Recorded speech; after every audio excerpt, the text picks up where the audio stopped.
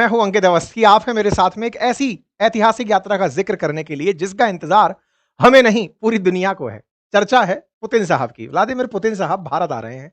ऐसे में इनका आगमन हमारे लिए तो बहुत अच्छी बात है, लेकिन हमारे लिए जितनी अच्छी है उससे ज्यादा कई और देशों के लिए चिंता का विषय है।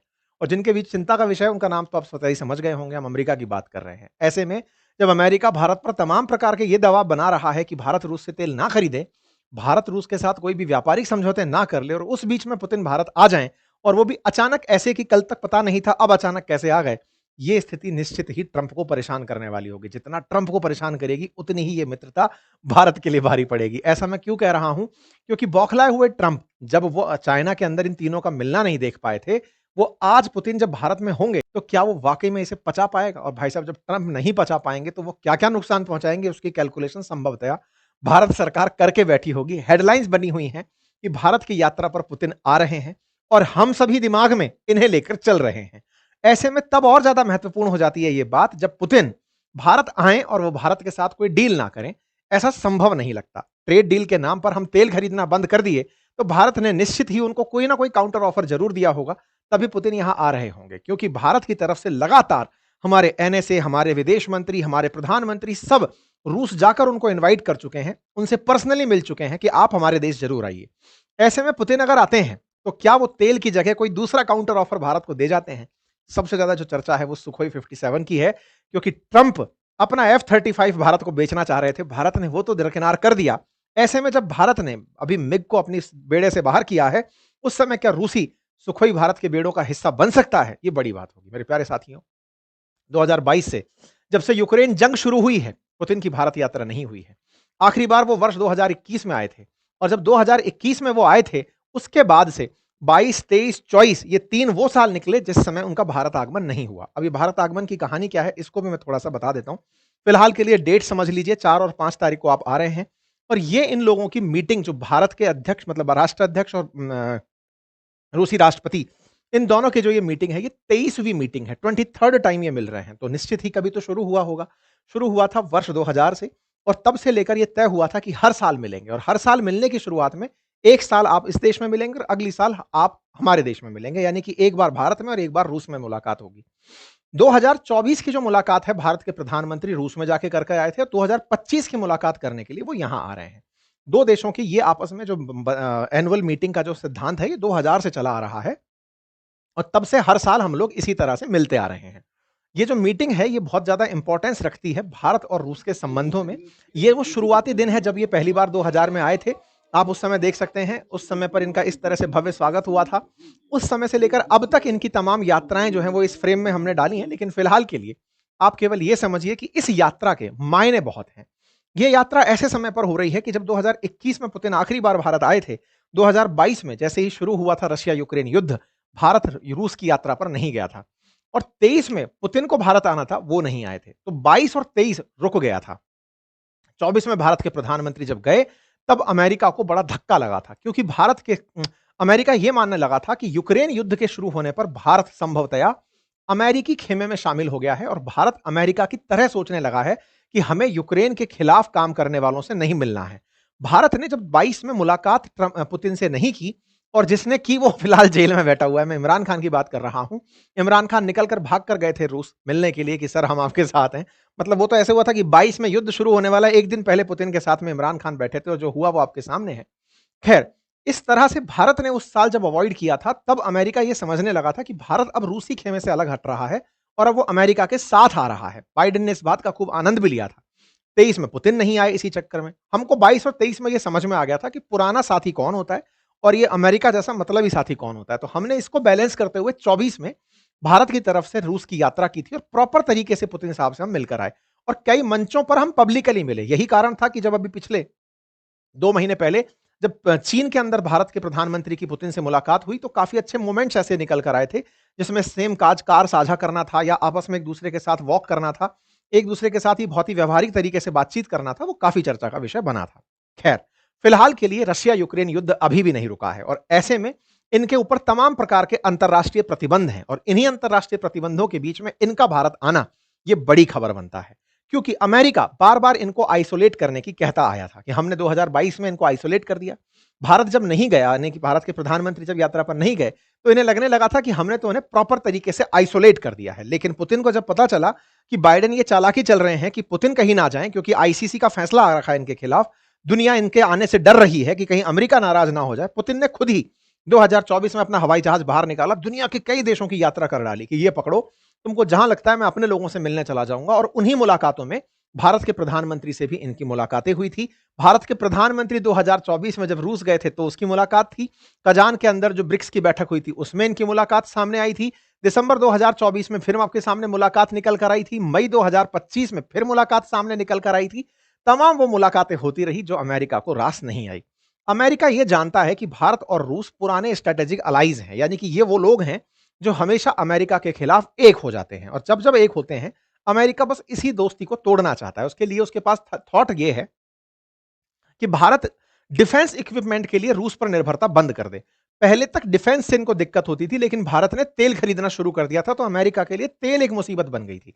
2022 से पहले तक भारत और रूस के जो संबंध थे उस पर अमेरिका डिफेंस इक्विपमेंट पर चिढ़ा रहता था कि आप वहां से डिफेंस के इक्विपमेंट क्यों खरीद रहे हैं। जैसे 2008 में 18 में जब हम लोगों ने इनसे S-400 खरीदा था रूस वालों से, उस समय पर अमेरिका इस बात पर चिढ़ गया था कि $5.5 बिलियन का आप सामान खरीद लिए S-400, हमसे ही ले लेते, हम दे देते आपको, पैट्रियट सिस्टम दे देते, आप उसका यूज कर लेते। भारत ने कहा हमारा रिलायबल और ट्रस्टेबल पार्टनर है रूस, और पार्टनर होने का मतलब यह है कि वो टेक्नोलॉजी ट्रांसफर में हमारे साथ कोताही नहीं बरतता, और जब भी हमारे ऊपर मुसीबत आएगी वो खड़ा रहेगा, आप उस समय नहीं होंगे। और ये बात सच भी है। अमेरिका ने जो भी डिफेंस डील अब तक हमको दी है, जैसे P-8I हमारे पास पॉइजन इनका एक ड्रोन आया हुआ है, हमारे उसके अंदर सैटेलाइट सिस्टम, जो उसके अंदर रडार सिस्टम लगे हैं, मिसाइल सिस्टम लगे हैं, हम उन्हें अपडेट नहीं कर सकते। हम उनके लिए उनके ऊपर निर्भर हैं, अमेरिकियों के ऊपर। ऐसे ही ग्लोब मास्टर हमारे पास है, अगर ग्लोब मास्टर में कोई भी चेंज करना है तो अमेरिका से होकर आएगा। ऐसे ही मिराज 2000 हमारे पास फ्रांसीसियों का हुआ करता था, कारगिल युद्ध में बढ़िया काम किया था, लेकिन उसको हम अपग्रेड करना चाहते थे, लेकिन साहब फ्रांसीसियों ने हमें टेक्नोलॉजी ट्रांसफर ही नहीं किया। भारत ने टेक्नोलॉजी मांगी तो उन्होंने पैसे अनाप शनाप मांग लिए, 10-15 हजार करोड़ रुपए मांग लिए। फाइनली जाकर 9500 करोड़ रुपए में भारत की फ्रांस से डील हुई कि चलो कोई बात नहीं, टेक्नोलॉजी दो, इसको हम अपडेट करना चाहते हैं, इसके अंदर रडार डालना चाहते हैं, इसके अंदर हम मिसाइलें डालना चाहते हैं। आपने देखा होगा ना, पिछली बार भी जब हमने फ्रांस से राफेल खरीदे थे, राफेल की जो कीमत थी बाजार में वो 700-800 करोड़ की थी, लेकिन भारत ने खरीदा था उसे बहुत महंगी कीमतों पर। कारण हम हमेशा अब टेक्नोलॉजी के साथ साथ इंटीग्रेट करना चाहते हैं कि भाई इसमें अगर कुछ चेंजेस करने हुए तो उसकी परमिशन हमें दो। अदरवाइज ये देश क्या करते हैं, माल बेच करके सर्विस कराने खुद के पास मंगाते हैं। आप सोचकर देखो कि ग्लोब मास्टर जैसा जो ब्लैक बॉक्स है ना, वो हम अपने पास ओपन नहीं कर सकते। तो अमेरिका हुआ, यूरोपियन देश हुए, ये टेक्नोलॉजी ट्रांसफर को लेकर के बहुत ही वो रहते हैं कि भाई हम इसको नहीं ट्रांसफर करेंगे। वहीं दूसरी तरफ रूस जो है वो हमारे साथ में हमेशा टेक्नोलॉजी ट्रांसफर करता आया है। हम मिग को खुद से ही अपडेट करते हुए इतना टाइट कर दिए थे कि F-16 को पाकिस्तान के साथ जब लड़ाई हुई थी तब पछाड़ दिया था अभिनंदन ने। कहने का मतलब यह है कि भारत और रूस के बीच में विश्वास बहुत है एक दूसरे के ऊपर, और जो विश्वास है उसी के चलते उसने हमारे साथ ब्रह्मोस की टेक्नोलॉजी ट्रांसफर की थी, जो दुनिया के लिए इस समय सबसे फास्टेस्ट क्रूज में से एक मिसाइल बनी हुई है। तो रूस का भारत के प्रति जो विश्वास है, उसी विश्वास बहाली में अब जब ये फिर से आ रहे हैं तो अमेरिकियों को डर ये है कि भाई कहीं आते आते ये हमारे पास में F-35 का मौका ना छीन ले जाए, क्योंकि अमेरिका F-35 बेचना चाहता था भारत को, जो उसने अभी सऊदी अरब को बेचा है। भारत को उसके स्थान पर सुखोई 57 देने की तैयारी कर रहा है रूस, कह रहा है कि इनसे बढ़िया हमारा फाइटर जेट है, सस्ते दामों पर देंगे, टेक्नोलॉजी ट्रांसफर करके और देंगे, ताकि तुम जब कुछ करना चाहो तो कर लेना। तो लग यही रहा है कि जब पुतिन यहां आएंगे तो भले ही भारत ने तेल खरीदना बंद कर दिया हो, भारत उन्हें खुश करने के लिए हो सकता है सुखोई 57 एग्री कर जाए। वो एग्री करते ये आदमी बहक जाएगा, तय है। ये पहले 50% लगान हम पर लगा के बैठा हुआ है, ये फिर और लगाएगा। आपको मैं याद दिला दूं कि ये काम होने के पीछे असल मायने में जो डाउट लग रहा है वो क्या है। ऐसा नहीं है कि जब अमेरिका हम पर बार बार रशिया यूक्रेन युद्ध के नाम पर तेल खरीदने का जब दबाव बना रहा है, उस समय हमारे जब एनएसए वहां जाकर मिलकर इनको इनवाइट करके आते हैं, आपने मुलाकातें देखी होंगी, हमारे विदेश मंत्री जब इनवाइट करके आते हैं, जब डोवाल साहब मिलकर आए, ये लोग बात क्या करके आते होंगे, कुछ तो ऐसा कह के आते होंगे ना, भाई तुम तेल खरीदना बंद कर दोगे फिर मैं आऊं क्यों। भाई एक बात सोचने की है कि रूस के राष्ट्रपति पुतिन की यात्रा दुनिया भर में कवर होती है, मतलब ये वो सेलिब्रिटी है जिनका भारत आना ऐसे समय पर जब पूरी दुनिया इंतजार कर रही हो, इस समय बहुत मायने रखता है। आप केवल हाय हेलो करने तो नहीं आओगे, इन लोगों ने कुछ तो उनको कहा होगा कि सर आप आओ और हम आपसे तेल भी नहीं खरीदेंगे, क्यों, क्योंकि अमेरिका से हम डरते हैं। तो ऐसे में मतलब ये तो समझने वाली बात है ना, ये हमसे ज्यादा बुद्धिमान लोग बाग हैं, कुछ तो सोच के ऐसा बैठे होंगे जो पुतिन को समझा के रखे होंगे कि सर देखो अमेरिकी दबाव फिलहाल क्रूड ऑयल पर है, मानते हो, बोले हाँ, हम तो वो आपसे पहले भी नहीं खरीदते थे, 2021 से पहले हम कहां खरीदते थे, बाद में खरीदने लगे क्योंकि सस्ता पड़ने लगा। लेकिन हम आपको उससे अच्छा ऑफर देते हैं ना, जितना तेल खरीदते हैं उससे ज्यादा हम आपसे फाइटर जेट खरीद लेंगे, हमें जरूरत भी है इस समय, आप उसके लिए आइए, मुझे ऐसा लगता है। दूसरा, भारत ने 2018 में जो इनसे 5 S-400 खरीदे थे उसमें से अभी तक 3 ही आए हैं, 2 आने बाकी हैं, 25-26 में उनका आना इंतजार में है। ऐसे में कहीं रूस के साथ हमारी वो डील अटकी ना रह जाए, वो भी हमारा एक मेजर इशू है।